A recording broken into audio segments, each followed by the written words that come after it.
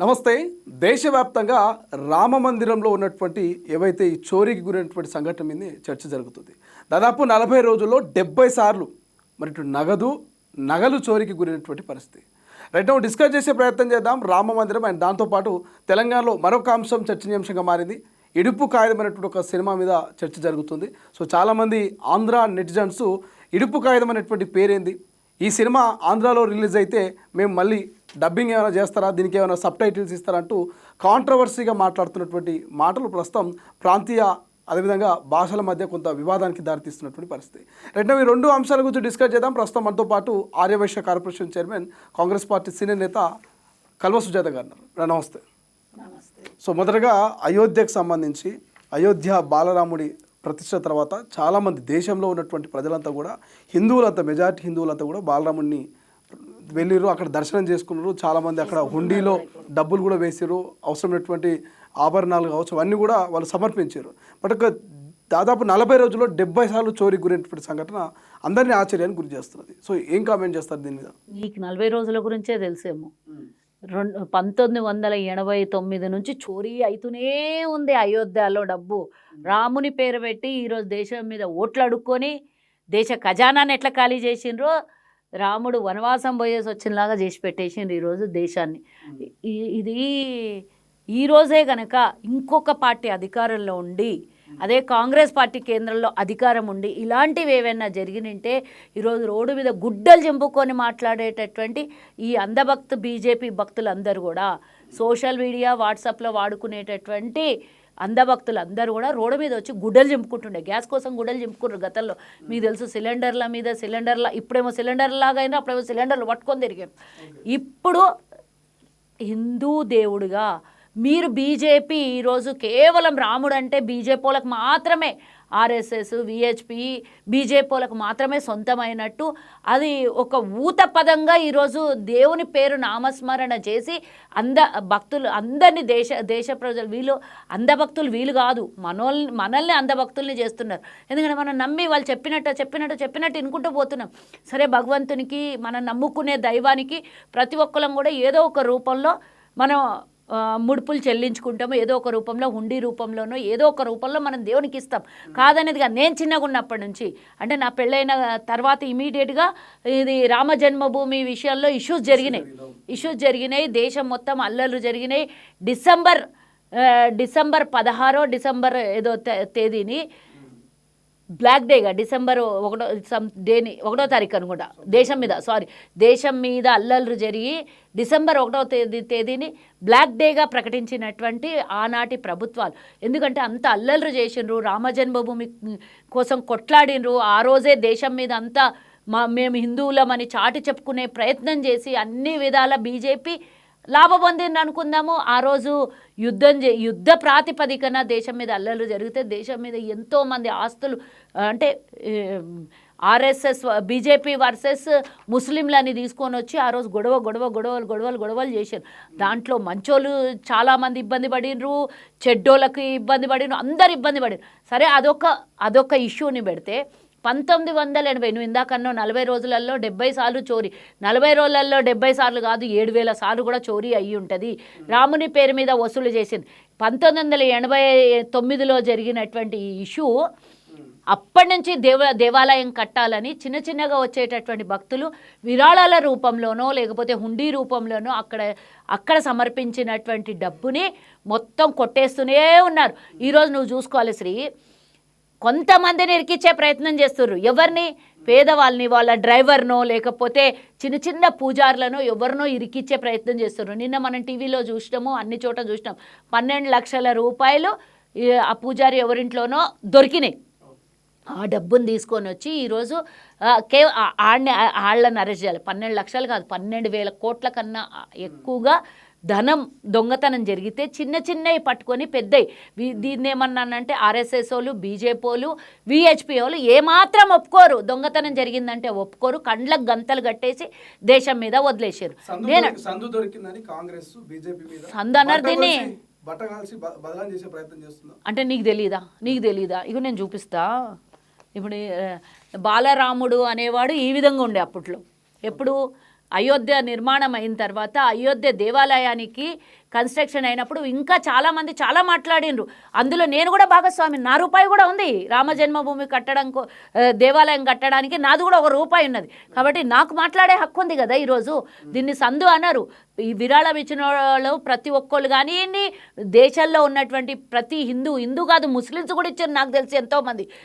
ప్రతి ఒక్కరికి మాట్లాడే హక్కు ఉంది.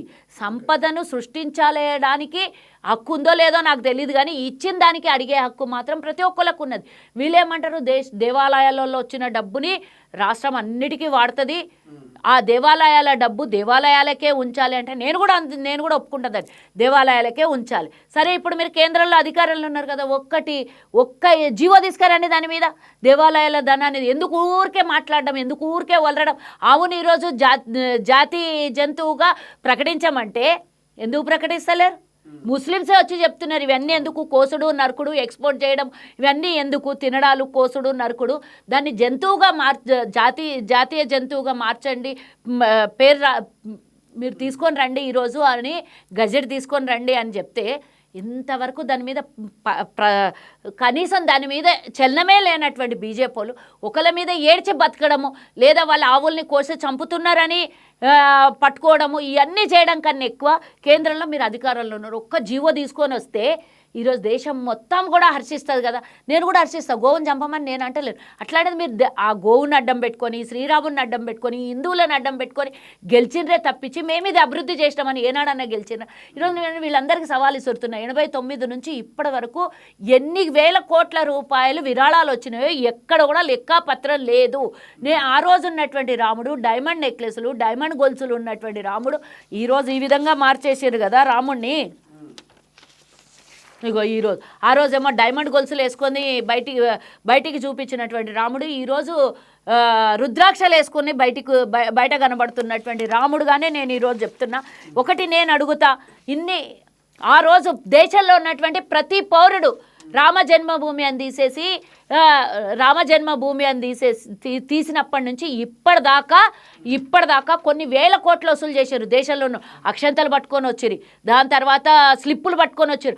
అప్పుడే వివాదం వచ్చింది 2021 తర్వాత, ఏదైతే కన్స్ట్రక్షన్కి తీసుకొని రండి డబ్బులు అని దేశం మొత్తం వీళ్ళు ఆదేశాలు ఇచ్చిండ్రో అప్పుడే వివాదాలు వచ్చినాయి. వేల కోట్ల రూపాయలు తారుమారు అవుతున్నాయి.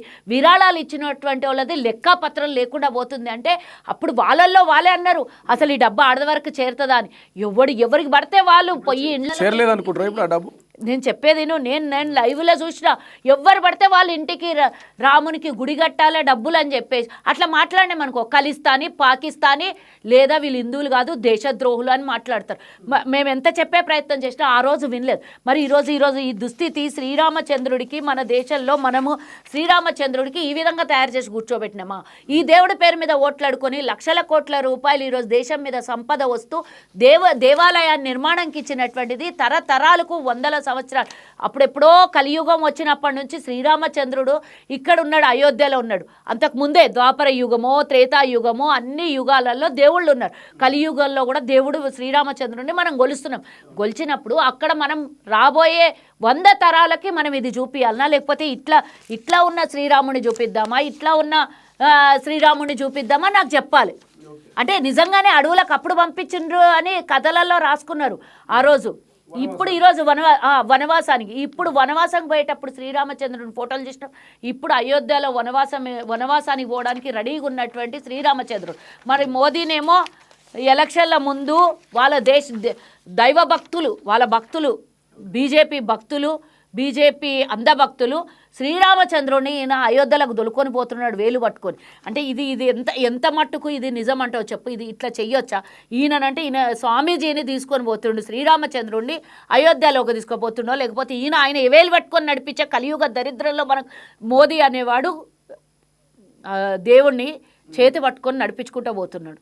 ఇక ఇట్లా తీసుకొని పోయి ఇట్లా దొంగతనం చేసి ఇట్లా మిగిల్చేసారు. ఇప్పుడు 3 రకాలుగా ఈరోజు మనం విత్ ఇన్ ద ఇయర్స్లో ఈ విధంగా చేసిండ్రు. నేను ఒకటే అడుగుతున్న వీళ్ళకి, నువ్వు ఆ రోజు 1400 కోట్ల రూపాయలు అంటుండ్రు. ఎప్పుడు?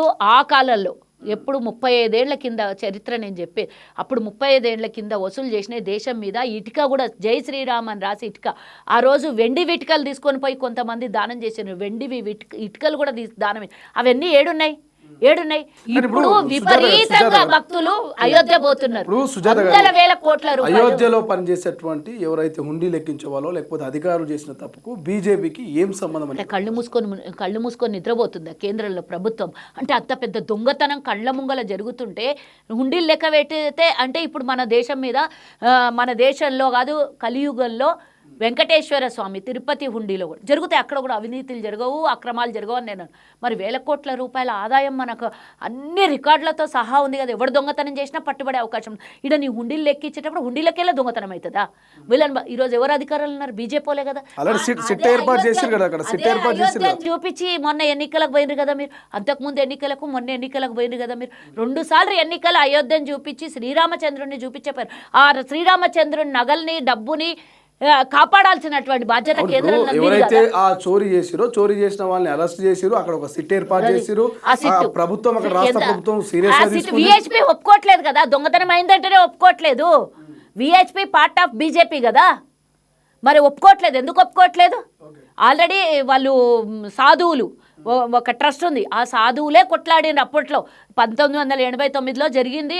వాళ్ళు కోర్టులో కేసు వేసింది, ఆ కోర్టుకు తీర్పు వచ్చింది కూడా ఆ సాధువులు వేసిన కోర్టు కేసుకే. వీళ్ళకి బీజేపీ వాళ్ళకి రాలేదు ఆ తీర్పు. వాళ్ళు కోర్టులో కేసు వేసినందుకు, అది వాళ్ళదేదో ఉంది సంస్థ పేరు, వాళ్ళు వేసినందుకే కేసు వచ్చింది. సుప్రీంకోర్టు కేసు కొట్టేసింది, వాళ్ళకే పవర్స్ ఇచ్చింది. వాళ్ళే కంప్లైంట్ ఇచ్చారు కదా, ఇప్పుడు దొంగతనం జరుగుతుందని వాళ్ళే కంప్లైంట్ ఇచ్చారు కదా. మరి వాళ్ళని పక్కకు తప్పించి వీళ్ళందరూ దొంగతనం చేసుకుంటా, నేను ఇందాకనే చెప్పిన అరెస్ట్ చేసినంటే ఎవరిని అరెస్ట్ చేస్తున్నారు? ఒక డ్రైవర్ని అరెస్ట్ చేస్తారు. డ్రైవర్ కూడా భాగస్వామి ఉండొచ్చు, కానీ డ్రైవర్ ఎన్ని వేల కోట్లు 100 కోట్లు తీసుకుంటాడా? 1989లో ఈ డబ్బుని దేశం మొత్తం వసూళ్లు చేసి ఆర్ఎస్ఎస్ వీళ్ళు విహెచ్పి వాళ్ళు వాళ్ళ ఖర్చుకు వాడుకున్నారని క్లియర్గా చెప్తున్నారు. అక్కడ వాళ్ళ ఎన్నికల ఖర్చుకు వాడుకున్నారని క్లియర్గా చెప్తున్నారు. ఇప్పుడు 1980 నుంచి కూడా దాదాపు 2005 వరకు అనుకుంటా కేంద్రంలో మీ ప్రభుత్వం ఉంది కదా. ఆగాలే అదంతా కాంగ్రెస్ హయాంలో ఆ గుడి మన చేతికి రాలేకుండే. ఆ గుడికి వీళ్ళందరూ పెత్తనం చెలాయించి దేశం మొత్తం మీద డబ్బులు వసూలు చేసి వాళ్ళే దాపరికం దాచుకున్నారు తప్పించి అది కేంద్రంలోకి అధికారంలోకి రాలేకుండా. ఇప్పుడు అఫీషియల్గా మీ అధికారంలో ఉంది కదా, సరే అప్పటి వదిలేద్దాం.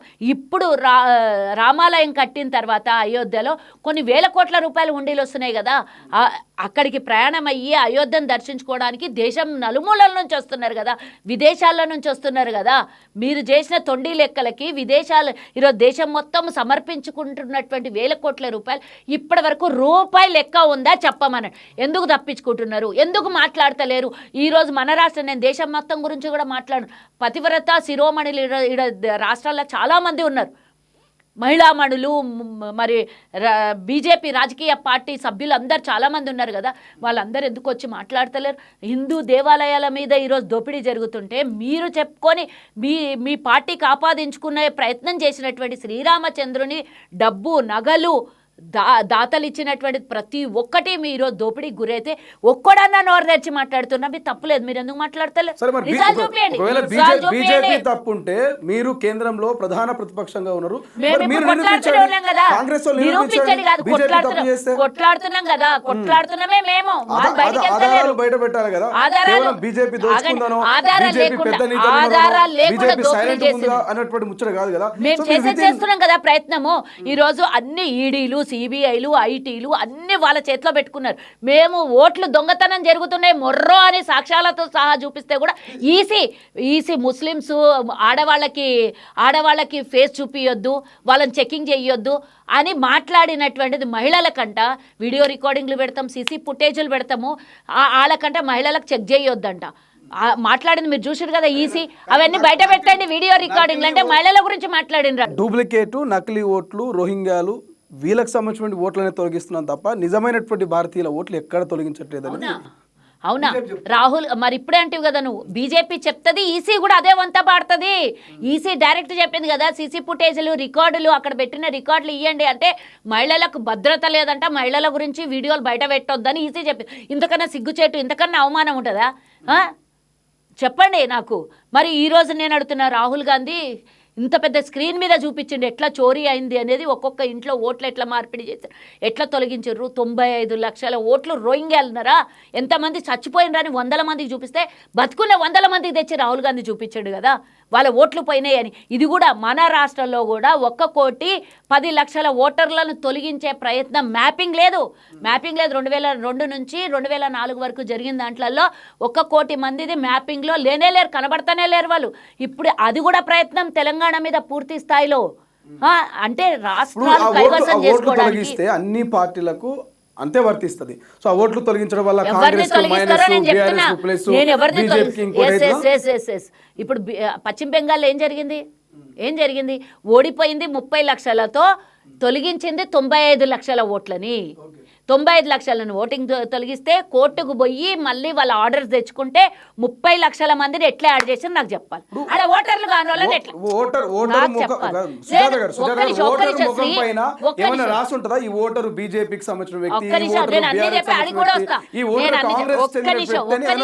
కాంగ్రెస్ ఓటర్ని అంటలేను. నా హక్కును నువ్వు పొడగొట్టడానికి నువ్వెవరు? దేశ పౌరసత్వాన్ని పొడగొడుతున్నావా, దేశంలో బతుకుండడానికి హక్కుని పొడగొడుతున్నావా, లేకపోతే నా ఓటు హక్కు తీసేసే అధికారం నీకు ఎక్కడుంది? రాజ్యాంగంలో లేదు, లేకపోతే ప్రజాస్వామ్యంలో లేదు, మన పొలిటికల్ ఎలక్షన్ కమిషన్ కి కూడా రైట్ లేదు నా ఓటు. పశ్చిమ బెంగాల్లో 95 లక్షల ఓట్లను తొలగిస్తే 30 లక్షల ఓటర్లను ఎట్లా వాళ్ళు కొట్లాడిన తర్వాత 30 లక్షల ఓటర్లను ఎట్లా కలిపారు అంటే మీరు అన్యాయంగా తొలగించేసినట్టే కదా.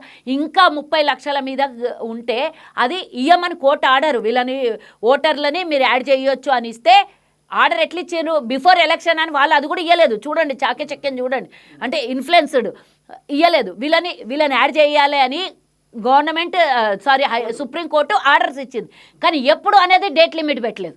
బిఫోర్ ఎలక్షన్లకు పెట్టింటే మమతా బెనర్జీ ఓడిపోకుండా కదా, వాళ్ళు గెలిచింది ఎంత 27 లక్షల ఓట్లతో, తీసేసింది ఎంత 95 లక్షల ఓటర్లు. అక్కడ డిఫరెన్స్ ఎంత ఉండే 30 లక్షల ఓటర్లు. మరి 30 లక్షలు చేరిస్తే ఇంకొక 3 లక్షల ఓట్లు ఆమెనే గెలుస్తుండే కదా. అంటే సింపుల్గా చెప్తున్నా, లాజిక్ చెప్తున్నా. అవి ఎన్ని లక్షలు తొలగించిన ఓట్లని మమతా బెనర్జీ అంటే చెప్తున్నా నీకు నేను, మమతా బెనర్జీ వాళ్ళే విలే అని. నువ్వు ఎట్లా తొలగిస్తారు ఈ ఓటర్ నోస్ట్రీ మీద రాష్ట్రీయ ఉంటే అంటే ఒకటి చెప్తున్నా, ఒక సింపుల్, మేము ఎస్ఐఆర్ ట్రైనింగ్ ఇస్తున్నాం, నేను ట్రైనర్ని, నేను చెప్తున్నా ఎస్ఐఆర్ ట్రైనర్గా నేను ఏం చెప్తున్నా అంటే ఈరోజు కల్వ సుజాత కాంగ్రెస్ పార్టీ, నాది ఒక సోషల్ మీడియాలో ఒక శ్రీశైలం ఉన్నాడు, నాది చూసి నన్ను ఇష్టపడి లైక్ అంటే నా పోస్టింగో లేకపోతే నేను పెట్టిన కామెంటో లైక్ కొడతాడు. లైక్ కొట్టంగానే సుజాత అనే కల్వ సుజాత ఆల్రెడీ కాంగ్రెస్ లైక్ కొట్టిన వాళ్ళది అంత టెక్నాలజీ పెంచుకొని కల్వ సుజాతకు లైక్ కొట్టిన వాళ్ళు ఎవరు? ఈ పోస్టుకు లైక్ చేస్తున్నారు కదా, ఆ పోస్టుకు లైక్ చేసిన వాళ్ళు అందరూ కూడా తొలగించే ప్రయత్నం, అంటే వీళ్ళందరూ మనకు విరుద్ధం. ఇంకోటి సెక్యులర్ ఓట్లను తొలగించే ప్రయత్నం, ఇంకోటి ఎక్కడి నుంచైనా వచ్చి ఆశ్రయంగా ఉన్నటువంటి వాళ్ళు అంటే సెటిలర్స్, ఈ రాష్ట్రం నుంచి ఇంకో రాష్ట్రానికి, ఇంకో దగ్గర నుంచి ఇంకో దగ్గరికి వీళ్ళు వెళ్ళినటువంటి వాళ్ళది ఓట్లను తొలగించడం, లేదా మైనారిటీ ఓట్లను తొలగించడం. సెక్యులర్, మైనారిటీ, ట్రాన్స్ఫర్ ఓట్లను తొలగించి అందులో డెత్ కొని కలిపి ఇవన్నీ తొలగిస్తే ఏమవుతుంది? 5 రకాల ఓటర్లను తొలగిస్తే అన్ని 20 లక్షలు తీసేసిన అనుకో 5-6 రకాలు, 1 కోటి ఓట్లు పోతాయి. 1 కోటి ఓట్లు ఏమవుతుంది? సెక్యులర్ ఓట్లు ఏమవుతుంది?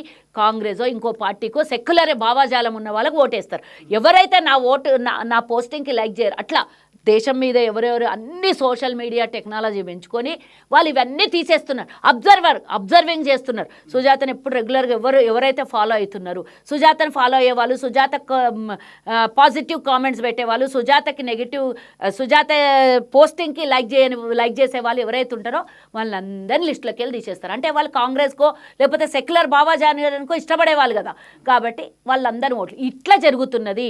వాళ్ళని ఎవరైతే వాళ్ళ కామెంట్లకి కానీ దానికి కానీ రియాక్ట్ అవుతారో బీజేపీ ఓటర్ల కింద భావించారు. ఓట్లను తొలగించొద్దంటారా లేకపోతే డూప్లికేట్ ఓట్లు? నేను 100% యాజ్ ఏ ట్రైనర్ గా నేను చెప్తున్నా, లేకపోతే ఇతర దేశాల నుంచి ఇక్కడ వచ్చి నీకన్నా ముందు మేమే ట్రైనింగ్ ఇస్తున్నాం. ఇప్పుడు నేను ఒకటి చెప్తున్నా, డబల్ ఓటు ఉన్న వాళ్ళని తొలగించు. ఈ రాష్ట్రంలో కాదు ఇంకో రాష్ట్రంలో వేసుకుంటారు, ఈ స్థానంలో కాదు ఇంకో స్థానంలో వేసుకుంటారు. అట్లా డబల్ ఓటర్లను తొలగించు, చచ్చిపోయిన వాళ్ళని తొలగించు, మీరు అనుకున్నటువంటి రోహింగ్యాలను తొలగించు, లేదా వాళ్ళు ట్రాన్స్ఫర్ అయ్యి ఇంకో చోటకు పోయి 2వ చోట కూడా ఓటు ఉంటే వాళ్ళకి ఇష్టం లేకపోతే ఇక్కడ నేను ఇంకో రాష్ట్రాల్లోనో ఇంకో చోటను ఓటేసుకోవాలని అవి తొలగించు, డబల్ ఓట్లు ఉంటే తొలగించు. కానీ చేస్తున్నది ఏంది? 30 లక్షల ఓట్లే తప్పున్నాయి అనుకుందాం 2020. కోటి ఓట్లు తొలగించేస్తే కోటి మంది సత్యాన్న పోయి ఉంటారు, డబల్ ఓట్లు అన్న అయితే నాకు చెప్పు. కోటిలో 50 లక్షలు నువ్వు అనుకున్న ప్రకారం 50 లక్షల ఓట్లు దొంగ ఓట్లే ఉంటాయా? డబల్ ఓటర్లు ఉంటారా? దానికి ఓ లెక్కపత్రం ఉంటుంది కదా. ఎస్ఐఆర్ అనేది మనకు స్వేచ్ఛని ఇవ్వాల్సింది. మన ఓటుని ఈరోజు భారతదేశంలో మన రక్షణ కోసమో, లేకపోతే మన దేశం పౌరసత్వం కోసమో, లేకపోతే నా రైట్ కోసమో, లేకపోతే నా నాయకుడిని ఎంచుకోవడం కోసమో నా ఓటు హక్కు ఉంటుంది. నా ఓటు హక్కుని తీసేసే హక్కు నీకేమున్నది? ఎంతమందిని తీసేసారు? నా కోడల్ని నా కొడుకు తీసేసారు పోయినసారి ఎలక్షన్లలో. అది ఎవరు తప్పిదమో నాకు తెలియదు, కానీ తీసేసారు. అంటే వాళ్ళు నా ఫాలోవర్సే కదా, తీసేసారు. ఈ విధంగా దేశం మీద మొత్తం నాదే తీసేయమని చెప్పిర్రట. మళ్ళీ పాపం ఆడ ఎలక్షన్ కమిషన్లో నాకు గుర్తుపట్టేటోళ్ళు తాండూరులో ఉండేవాళ్ళు మెడంది తీసేయమంటారు. అసలు తాండూరు నుంచి వెళ్ళిపోయింది ఓటు తీసేయి, నాదే నా హస్బెండ్ది. నేను ఇప్పటికీ తాండూరు పోయే ఓటేస్తాను, నేను తాండూరు నియోజకవర్గం దాన్ని. అంటే సైలెంట్గా నాకు ఎవ్వరికి తెలియకుండా ఫోన్ చేసి నన్ను తీసేయమని చెప్తే మేము ఆపినాం మేడం అని చెప్తున్నారు. మాకు తెలుసు మీరు వచ్చి ఓటేస్తారు, మీరు లీడర్లు కాంగ్రెస్ లీడర్ల ఓట్లే తీసేసినాక సామాన్య ప్రజలు ఎంతమంది తీసేస్తారు చెప్పండి. ఈ విధంగా ఎన్నో అక్రమాలు జరుగుతున్నాయి. దీని మీద మాకు పోరాటం చేయాల్సి వస్తుంది ఇప్పుడు. అంటే జెన్యూన్ ఓటర్ ఉండాలి. ఎక్కడన్నా సెటిలర్ వేరే ఎన్ఆర్ఐ ఓట్లో ఇంకో ఓటో తీసేయొద్దు. వాడికి ఎప్పుడైనా మన దేశ పౌరసత్వం అంటే ఓటే కదా ఫస్ట్ ఆఫ్ ఆల్. మరి ఆ పౌరసత్వాన్ని పోగొడతావా నువ్వు? దానికి ఇంకా అన్నిటికన్నా మించి ఇప్పుడు పాస్పోర్ట్ చెల్లదంట. అంటే పాస్పోర్ట్ తీసుకునేటప్పుడు ఎన్ని వందల వెరిఫికేషన్లు అయితే నువ్వు స్థానికురాలివేనా, అదే అడ్రస్లో ఉంటున్నావా, నీ భర్త పేరేంది, నీ తండ్రి పేరేంది, లేదా నీ భార్య పేరేంది, అన్ని ఇన్ని రకాల వెరిఫికేషన్ 10 రకాల మన ఐడెంటిటీ ఇచ్చినాక, అన్నీ మన తంబ్ ఇంప్రెషన్స్, మనం చదువుకున్నది సర్టిఫికేట్లు అన్నీ ఇచ్చినాక నా పౌరసత్వం కాదు, అది చెల్లదు అని అంటే ఎట్లయితే చెప్పు. అంటే మీరేమన్నా సపరేట్గా తీస్తుర్రా కొత్తగా? ఇప్పుడు ఆధార్ కార్డు కాదన్నారు, ఒప్పుకున్నాం, వదిలేసినాం. ఇప్పుడు మళ్ళీ పాస్పోర్ట్ కూడా పనికిరాదండి. అంటే విదేశాలలో ఎక్కడన్నా ఉండి ఇండియాకి వచ్చి ఓటు వేయాలంటే ఎన్ఆర్ఐ ఓటు చెల్లదా ఇప్పుడుగా? చెప్పండి నాకు. ఇన్ని రకాలుగా ఎందుకు బాధ పెట్టాలి? వాళ్ళకు ఉన్నటువంటి ఐడి కార్డులలో ఏదైనా బ్యాంక్ కార్డో, లేకపోతే డ్రైవింగ్ లైసెన్సో, లేకపోతే ఓటర్ ఏదైనా ఎన్ఆర్ఐకి పాస్పోర్టో ఏదో ఒకటి ఇన్ని ఆల్రెడీ అందులో ఉన్నాయి చెక్ లిస్టులలో. ఇప్పుడు తీసేయడం ఏంటి అందులో నుంచి పాస్పోర్ట్ని తీసే? ఇట్లా రకరకాలుగా వాళ్ళకి ఎట్లా కావాల్సి వస్తే అట్లా. ఈసీ తన సొంత నిర్ణయం తీసుకోదు. ఈసీ తన సొంత నిర్ణయాలని ఎక్కడ కూడా ప్రకటించదు. కేవలం బీజేపీ వెనకాలండి వాళ్ళు చేపిస్తున్న డ్రామాలకి వాళ్ళు ఎట్లా చెప్తే అట్లా వీళ్ళు డిక్లేర్ చేస్తున్నారు. సొంత నిర్ణయాలు అంటూ లేవా ఈసీకి, స్వచ్ఛంద సంస్థకి? మేము తీసేద్దంటున్నామా? చచ్చిపోయిన వాళ్ళని తీసేస్తే వాడు ఎవరు కోటేస్తాడో, వాళ్ళ పేరు మీద ఎవరు కోటు పడుతుందో తెలియదు. మేము కూడా తీసేయమంటున్నాం కదా. ఖుద్దు మేము నిలబడతాం. ఈ డోర్లు ఎన్ని ఓట్లు ఉన్నాయి, బతుకున్న వాళ్ళు ఎంతమంది, ఈ డోర్లు వెకేట్ చేసి ఇంకో చోటుకు పోయిన వాళ్ళు ఎవరు, కొత్త వాళ్ళు ఎవరు, అన్నీ మేము కూడా మా బిఎల్ఎల్ని పెట్టినాం కదా. జెన్యూన్ ఓటర్లను లిస్టు తయారు చేయమంటున్నావు. 1200 ఓటర్ల నుంచి నువ్వు ఒక 500 ఓట్లు పీకేస్తే ఏంది పరిస్థితి? ఒక్కొక్క బూత్కి 500 ఓట్లు పోతే ఏందైతే దేశంలో పరిస్థితి? అంటే జనాభా లెక్కలు తప్పు చూపిద్దామనా, లేకపోతే జనాభా లేరని చూపిద్దామనా, లేకపోతే మీ ఓటర్లను మీరు సెక్యులర్గా మీ పెట్టుకొని అందరు ఓటర్లను తీసేద్దామనా? ఏం జరుగుతుంది దేశంలో? పోనీ అని ఎంత కాముకుంటే అంతా మాది ఎవడు ఈనడు. ఈసీ ఇనది, ఎవ్వరినరు. సుప్రీంకోర్టు ఇనది, హైకోర్టు ఇనది. అసలు కేంద్ర ప్రభుత్వం పట్టించుకోదు. వీవీప్యాడ్లను లెక్క చేయడానికంటే వాళ్ళకు ఏదో పెద్ద వ్యవస్థ కావాలంట. ఎందుకు అప్పుడు బ్యాలెట్ ఓటింగ్ జరిగితే ప్రతి కాగితం లెక్క పెట్టాలి కదా. ఇప్పుడు వీవీప్యాడ్లు టిక్ ఇట్లా ఒత్తితే అళ్ళ నుంచి 1200 ఓట్లు బయటపడతాయి ఒక్కొక్క బూత్ల నుంచి. ఆ 1200 ఓట్లను మీరు లెక్కించలేరా? అది చూపించమని గొడవ చేయలేకపోయింది సార్. మొత్తం కాన్స్టిట్యున్సీకి కలిపి 2 చూపిస్తారంట. ఎట్లయితే చెప్పేది? అంటే దొంగతనం చేసి కాపాడుకోవడం ప్రయత్నంలో భాగంగా వాళ్ళు బతికేది దేవుడి పేరు మీద, బతికేది ఈవీఎంల పేర్ల మీద. వేరే ఏ బతుకు లేదు వాళ్ళకి. ఇట్లా దోపిడీ చేసుకుంటూ పోతే చూసుకుంటే కళ్ళకు గంతలు కట్టుకున్నాం. నేను ఈరోజు అడుగుతున్నా, మా దేవాలయం, నాది కూడా హక్కు, నాది కూడా భాగస్వామ్యం, నేను కూడా హిందూనే, నేను కూడా శ్రీరామచంద్రుని నమ్ముతా. నా శ్రీరామచంద్రుని నగలు ఎక్కడ పోయినాయి, శ్రీరామచంద్రుని విరాళాలు ఎక్కడ పోయినాయి, శ్రీరామచంద్రుని పేరు మీద దేశం మొత్తం బియ్యం పంచి అక్షంతలను పంచి ప్రతి ఇంటి దగ్గర నుంచి ప్రతి మనిషికి, ఇంట్లో ఉన్నది 5 మంది అయితే కూడా 50,000, 1,00,000, 5 లక్షలు, 10 లక్షలు కూడా చందాలు రాసినాం మేము. మా వయసులు కోట్ల రూపాయలు తెలంగాణ నుంచి ఇచ్చిర్రు. కోటి రూపాయలు ఇచ్చిన వాళ్ళు కూడా ఉన్నారు ఇక్కడ. అంటే అదొక మనం ఒక నమ్మకం. మనం దేవాలయాలకు సమర్పించినవి మనకు మొక్కుబడో, లేకపోతే మన కుటుంబం బాగుండాలనో, మన పిల్లలు బాగుండాలనో, మన సమాజం బాగుండాలనో, దేనికో ఒక రూపంలో మనం డబ్బులు చెల్లిస్తాం దేవునికి. సరే ఇప్పుడు లేదా దేవాలయ అభివృద్ధి చేయాలి. మీ డబ్బులు వాళ్ళు ఏమన్నారు? మీ డబ్బులు ఎవరిని రూపాయి అడుగుతున్నారు? కూడా ప్రభుత్వం నుంచి ఖర్చు పెడతలేము గుడి కట్టడానికి, మొత్తం భక్తుల నుంచి వచ్చిన విరాళాలతోనే కడుతున్నామంటే ఆ విరాళాలు చేసినటువంటి భక్తులదే ఆ హక్కు దాని మీద. కాబట్టి ఇప్పుడు అడిగే హక్కు మాకున్నది. ఎవరిని అడుగుతున్నారు మీరు? ఇప్పుడు కేంద్రంలో అధికారులు ఉన్నారు, ఇప్పటివరకు ఎందుకు దాని మీద ఇన్ని రోజులైనా కూడా ఎందుకు ఇంతగానో అల్లర్లు జరుగుతున్నాయి? ఒక్కళ్ళు కూడా బయటకు వచ్చి ఎందుకు మాట్లాడతలేరు మీరు? మరి మీరే కదా సేవకులు, ఇప్పుడు దేశానికి సేవకులు రక్షిస్తారా భక్షిస్తారా? విహెచ్పి ఎందుకు మాట్లాడుతున్నది? సంబంధం లేకుండా అన్నమాట. విహెచ్పిలో బీజేపీ లేదా? మరి ఎవరు సంబంధం? విహెచ్పికి రిజిస్ట్రేషనే ఉండదు, ఆర్ఎస్ఎస్ వాళ్ళకి రిజిస్ట్రేషనే ఉండదు, కానీ దేశం మీద కత్తులు కటారులు పట్టుకొని తిరుగుతారు వాళ్ళు. ఇంకెన్ని రోజులు ఇట్లనే చూసుకుంటూ కూర్చుందాం మనం? ఇదే వేరే పార్టీ ఇంకొకళ్ళు ఎవరన్నా అంటే పాకిస్తాన్తో పోల్చి ఈరోజు మొత్తం మళ్ళీ ఒకసారి 89లో ఎట్లా అల్లర్లు జరిగినా మళ్ళీ దేశం మొత్తం అల్లర్లు చేస్తుంది ఇప్పటివరకు వీళ్ళు. ఇప్పుడు సొమ్మింత పోతే నోరు బెదుపుతలేరు ఎవడు. రైట్. సో ఇక ఇడుపు కాగితం ముచ్చటకు వస్తే, ఇడుపు కాగితం సినిమా సో ఆదిలోనే చాలా వైరల్గా మారుతుంది. దాని మీద సెటారికల్ పోస్టులు వస్తూ ఉన్నాయి ఆంధ్ర నెటిజన్స్ నుంచి. ఇడుపు కాగితం అనేది ఏంది అసలు ఎవరికి అర్థమవుతలేదు, మా ఆంధ్రాలో దీని ఏమైనా డబ్బింగ్ చేస్తారా, సబ్ టైటిల్స్ ఏమైనా ఇస్తారని చాలా వెటకారంగా ఈ భాష మీద, ఈ యాస మీద కొంత చర్చ జరుగుతుంది. నేను అడగాలనుకుంటున్నాను, ఇప్పుడు ప్రాంతాలను వేరే చేస్తారా? ఎక్కడైనా ఎవరైనా బతకొచ్చు. పవన్ కళ్యాణ్ మీద పవన్ కళ్యాణ్ కోసం విరుసుగుబడి సోషల్ మీడియాలో పెద్ద పెద్ద కౌంటర్లు ఇచ్చిన వాళ్ళకి ఈరోజు నేను అడుగుతున్నా, మరి పవన్ కళ్యాణ్ ఇక్కడ వచ్చి పోటీ చేస్తే రాష్ట్రంలో దేశంలో ఎక్కడైనా పోటీ చేసుకోవచ్చు అని మాట్లాడు. మా భాష మాది, మా యాస మాది, ఈ భాష యాస మీదనే మీరు ఈరోజు లైక్ చేసి ఆంధ్రప్రదేశ్లో ఎన్నో జాగాలలో ఎన్నో సినిమాలల్లో మీరు డైలాగులు చెప్పించుకుంటారు. అట్లాంటిది మరి మా వాళ్ళు కొంతమంది అడుగుతున్నారు, మరి మావిడాకులు అని అప్పుడులో సినిమా టైటిల్ పెట్టిరు. మరి మావిడాకులు అని అంటే ఎవరికి చెందింది అది? మీ ఆంధ్ర పాలకులకు, ఆంధ్ర వాళ్ళకే టైటిల్ అది? ఆంధ్ర వాళ్ళకి టైటిలా? ఈరోజు మా తెలంగాణలో పెట్టిందంటే ఏమంటారు? మనం మా వాడుక భాషలో మాట్లాడుకునేటటువంటి తెలంగాణ భాష యాస. మా భాషను అవమానించి మా సాంప్రదాయాన్ని అవమానిస్తే మళ్ళీ మీరెందుకు ఈడొచ్చి మాట్లాడాలి? మరి మా కొట్లాటను అవమానించారు, మా తిండిని అవమానించారు, మా మాట్లాడే భాషను అవమానించారు. అప్పట్లో నిజంగా చెప్పాలనంటే నాకు ఒకటి గుర్తొస్తుంది. ఇప్పుడు నేను అవన్నీ మనం వేరే అయిపోయినాము, అందరం కలిసిమెలిసి ఉంటున్నాము, మాట్లాడొద్దు. కానీ ఈ సందర్భంలో మన తెలంగాణ ప్రజల్ని అవమానించినందుకు నేను ఒకటి గుర్తు చేస్తా. నేను చదువుకునే స్కూల్లో ఆంధ్ర వాళ్ళు ఎక్కువగా ఉంటుండ్రి. మేము ఎప్పుడన్నా పొరపాటున తెలంగాణలో మాట్లాడితే వాళ్ళు 10 మంది కలిసి మా మొహం మీద ఎగతాళి చేస్తుర్రి. ఇకనే పోవే రావే అన్నామనుకో, మనము ఒక అరగంట ఎగతాళి చేసి ఏమంటారు, కాలేజీకి పోయిన పిల్లలకి టీజింగ్ చేస్తాడు, అట్లా టీజింగ్ చేస్తారు మాకు. అప్పట్లో మిమ్మల్ని కూడా ఏడిపించారు అయితే భాష. అంటే మేం కాదు, తెలంగాణలో కొంతమంది మమ్మల్ని కూడా మాకు పొరపాటున ఇంట్లో వాడుకునే భాష, స్కూల్కి వస్తే వాళ్ళతో పాటు ఆంధ్రలో మాట్లాడాలి. మేము మాట్లాడకపోతే ఎక్కిరిస్తుర్రు మాకు, అంతమంది టీచ్ చేస్తుర్రు మాకు. అంటే మా తెలంగాణ మాట్లాడే వాళ్ళందరూ కూడా ఆంధ్ర వాళ్ళు, మేము 10 మంది ఉన్నా, వాళ్ళు 5 మంది ఉన్నా మా మీద వాళ్ళు గెలుస్తుర్రు. అట్లా టీజింగ్ చేస్తుర్రు మాకు. మరి అట్లా కానీ ఇప్పుడు సుజాత గారు, ఇప్పుడు ఆంధ్రాలో కూడా కొంత ఒక్కో జిల్లాకు ఒక రకమైనటువంటి భాష ఉంటుంది. శ్రీకాకుళం, రాయలసీమకు ఒక భాష ఉంటుంది. రాయలసీమ యాస ఎట్లా ఉంటుంది? నేను ఎక్కిరియొద్దు. దేశంలో రకరకాల భాషలు ఉన్నాయి, వందల వేల భాషలు మన భారతదేశంలోనే ఉన్నాయి, ఏ దేశంలో లేదు. కానీ ఎవ్వరు కూడా ఎవరి ప్రాంతం వాళ్ళది, ఎవరి యాస వాళ్ళది. దానికి మీరు ఎక్కిరించుడు ఎందుకు? మీ సినిమాలు మీరు తీసుకోండి కదరా, పోయి ఆంధ్రాలో తీసుకోండి, విజయవాడలో తీసుకోండి, పోయి మా హైదరాబాద్లోనే షూటింగ్లు కావాలి, మా హైదరాబాదే టెక్నాలజీ వాడాలి, మా హైదరాబాద్కి వచ్చి అన్నీ చేసుకుంటారు, మళ్ళీ మా యాస భాషని ఎక్కిరిస్తారే మీరు. ఇప్పటికన్నా మా వాళ్ళకి అవకాశం వస్తుంది, కొంచెం మా తెలంగాణ వాళ్ళకి సినిమాలలో నటించే అవకాశం వస్తుంది. ఎప్పుడు మీరే డామినేట్ చేస్తారా మా మీద? అప్పుడు మీరే, ఇప్పుడు మీరే. ఆఫ్టర్ తెలంగాణ, బిఫోర్ తెలంగాణ అంతా మీదే పెత్తనమా మా మీద?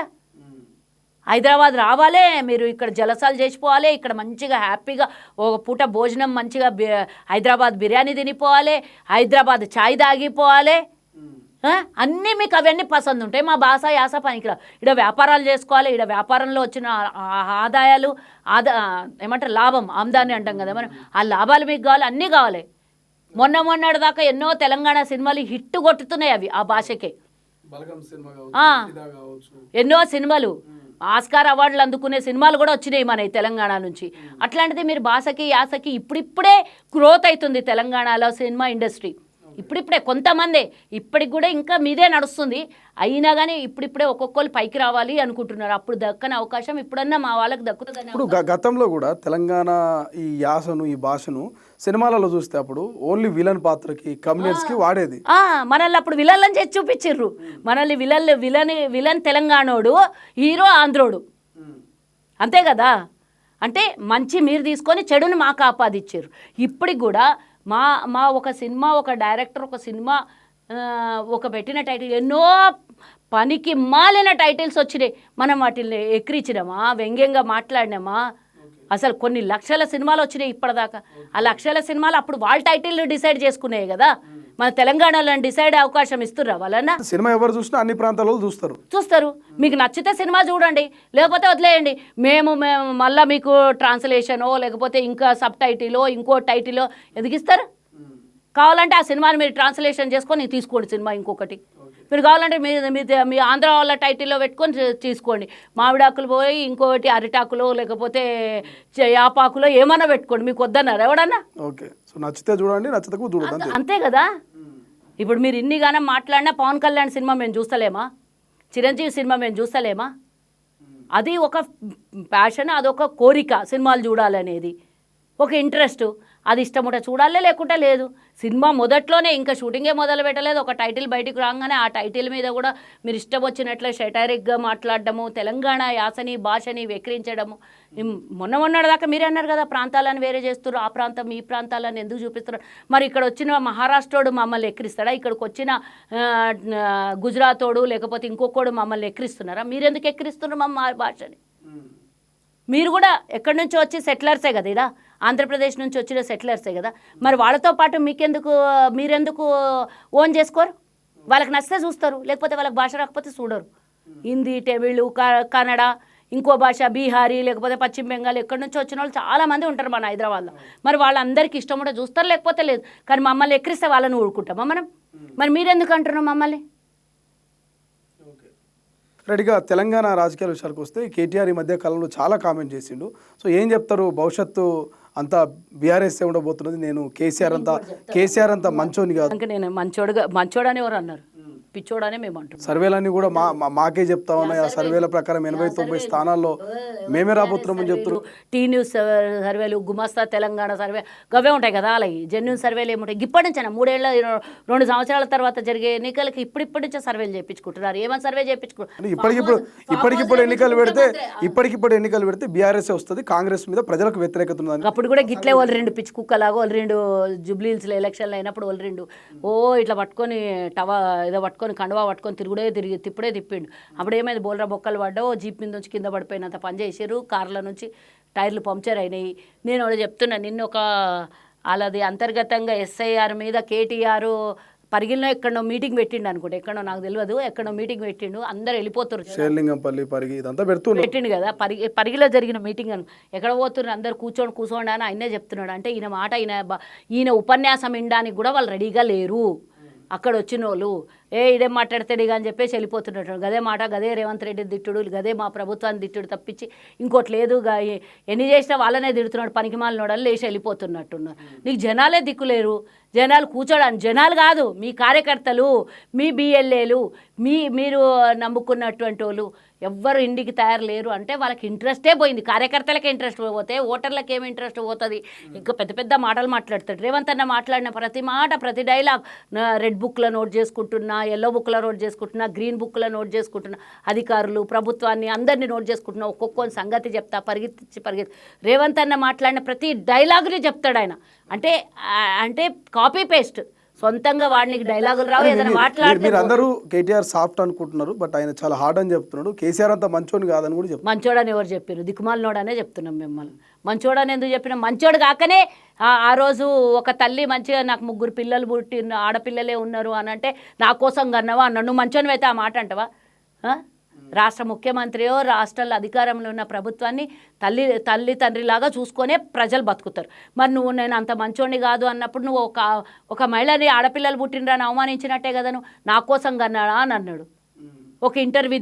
ఒక అమ్మాయి హాస్టల్లో చచ్చిపోతే డైరెక్ట్ నిందేసిండు, అఫేర్ పెట్టుకొని చనిపోయింది ఆ పిల్ల ఆ పిల్ల ఏమి పేపర్లు లీక్ అయితే చనిపోలేదు అని నిందలేసినటువంటి దుర్మార్గుడు, ఈ దుర్మార్గుడే ఎన్నో మందిని ఎన్నో అవమానించుడు. ఇది ఒక్కటే కాదు, ఎన్నో రకాలుగా అవమానిస్తాడు.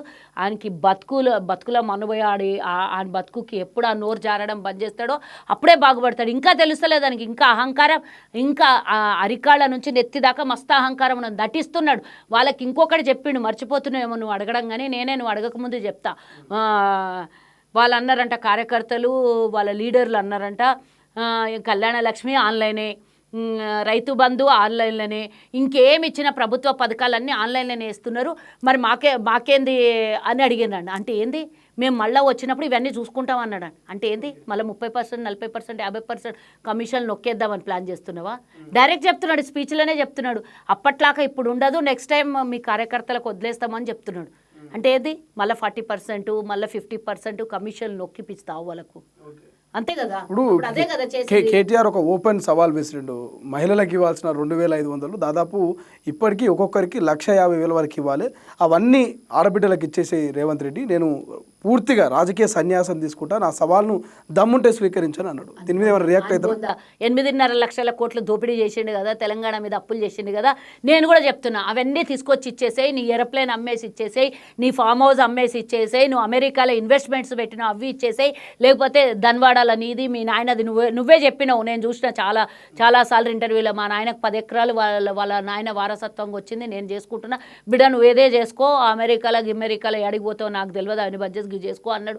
మా నాయనకు 10 ఎకరాలే ఉన్నది అన్నాడు. 1000 ఎకరాల ఫామ్ హౌస్ తెలంగాణకి ఇచ్చేసాయి, రకరకాలుగా విదేశాలలో ఎక్కడెక్కడో పెట్టుబడులు ఉన్నాయి కదా, అవన్నీ మొత్తం తెలంగాణకి ఇచ్చాయి. ధరణి పేరు మీద నువ్వు 50% భూముల మీద తిన్నటువంటిది, ఎంతమందికి నువ్వు పేరు మార్పిడి చేసినావో, ఎంతమందికి పాస్బుక్లు మార్పిడి చేసినావు, అవన్నీ రూపంలో లక్షలాది కోట్ల రూపాయలు తెలంగాణ ప్రజల మీద దోపిడీ చేసినావు కదా. 8.5 లక్షల కోట్లే కాకుండా ఇవన్నీ దోపిడీ అలాగే చేసినావు. అలాగే చేసినటువంటివి అన్నీ కూడా మళ్ళా నువ్వు ఇవి ఇప్పుడు వాపస్ ఇప్పుడు ఇచ్చేయి బిడ్డ, నేను ఇప్పుడు నిన్ను అడుగుతున్నా. నువ్వు దోపిడీ చేసింది తెలంగాణ ప్రజలు ఓటేస్తేనే నువ్వు గెలిచినావు, నువ్వు ఎక్కడో బాసాలు దొంగకున్నటోనివి, ఈ రోజు నీ దగ్గర లక్షల కోట్ల రూపాయలు వచ్చినోనివి. నేను చెప్తా దానికి, నువ్వు అడగకముందే వాడు ఏమన్నా అమెరికాలో ఉన్నాడు బాసాలు దొంగకుంటాడు, నువ్వు ఇప్పుడు అమెరికా లేటెస్ట్ గా ఒక ఇంటర్వ్యూలో చెప్తా ఉన్నాడు. సో దాదాపు 1980 నుంచో 85 నుంచో చెప్పింది, నాకు కూడా డేట్ ఐడియా లేదు. అప్పటి నుంచే కేసీఆర్ గారు ఎమ్మెల్యేగా ఉన్నారు, దాదాపు 10-15 ఏళ్ళు ఎమ్మెల్యేగా ఉన్న తర్వాత నేను అమెరికా పోయినా, ఒక ఎమ్మెల్యే కొడుకు అక్కడ బాసాన్లో లేకపోతే బాత్రూంలో కడగాల్సిన అవసరం లేదు, మాకు మంచి ఉన్న ఫ్యామిలీ అని చెప్తారు. ఎట్లా ఉన్నది ఆడే చెప్పిండు కదా ఇంటర్వ్యూలో, ఆ మైండ్ దొబ్బిందేమో అడుగు, మా నాయనకు 10 ఎకరాలే ఉండే, అదే ఇస్తా బిడ్డ బతుకు అన్నాడు. మరి 10 ఎకరాల నుంచి 1000 కోట్ల ఎకరాల నుంచి వచ్చినాయి, అది నాకు చెప్పాలి. మీ నాయన ఎమ్మెల్యేగా ఉండే కదా, నువ్వు చదువుకునేటప్పుడు, నువ్వు చిన్నగా ఉన్నప్పటి నుంచి ఎన్టీ రామారావు కాళ్ళ మీద నిన్ను వేసినప్పటి నుంచి మీ నాయన ఎమ్మెల్యేనే. అంటే అప్పట్లో నాకు టికెట్ ఈ పార్టీలో నన్ను ప్రాధాన్యత మీ మా కొడుకు పేరు నీ పేరే పెట్టుకుంటా అని చెప్పినప్పటి నుంచి మీ నాయన ఎమ్మెల్యేనే కదా.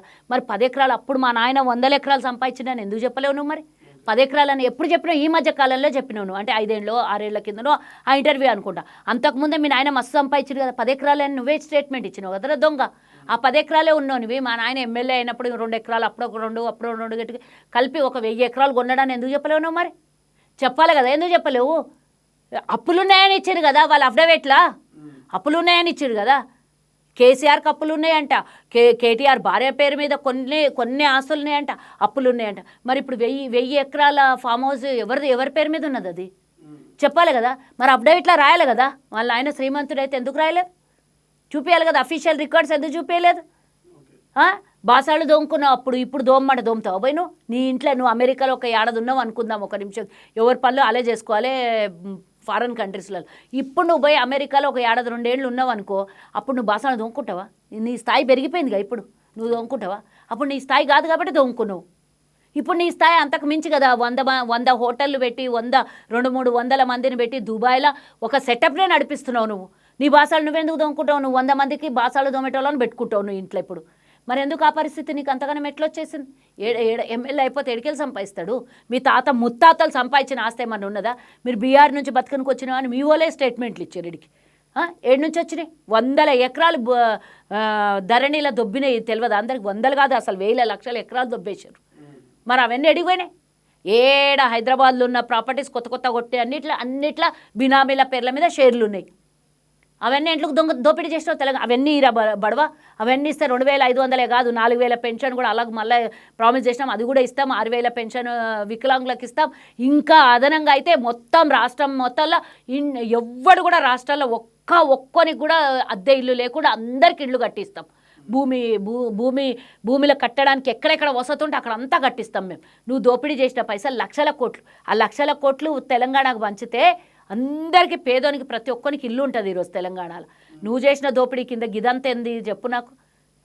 7 వచ్చినాయి నీకు అన్నీ, పెద్ద పెద్ద హోదాలు ఏడు నుంచి వచ్చినాయి. నీ బావమరిది, నువ్వు, మీ నాయన, మీ తాత, మీ ముత్తాతలు కూడా సంపాదించారు. ఇంకో 100 తరాలు కలిసి కూర్చొని తింటే కూడా అరిగిపోనంత సంపాదించుకుండ్రే. ఈ ఆస్తి హక్కులు కొట్లాట కోసమే కదా మీ కవితమ్మ బయటికి వెళ్ళింది. నేనెందుకు, ఆమెనే చెప్తుంది కదా బయట, మళ్ళీ ఎవరో చెప్పేది అవసరం లేదు. హరీష్ రావుకి ఫామ్ హౌస్ ఏడు నుంచి వచ్చే వాళ్ళ తమ్ముని పేరు, వాళ్ళ అన్న పేరు ఇంకా పూర్తిగా విడమర్చి చెప్తలేదు, కానీ చెప్తానే ఉంది కదా ఇండైరెక్ట్లీ. ఆడ ఇంత దోపిడీ జరిగింది, 1,000 కోట్ల దోపిడీ జరిగింది. కాళేశ్వరం మీద 1,00,000 ఎకరాలకు కూడా నీళ్ళు అందలేదు, కనీసం 1 ఎకరాకు నీళ్ళు సరిగ్గా అందలేదు అని ఆమెనే క్లియర్గా చెప్తుంది. మీరు అన్నిటి మీద దోపిడీ చేసిన పైసా మీ దగ్గర లేదు.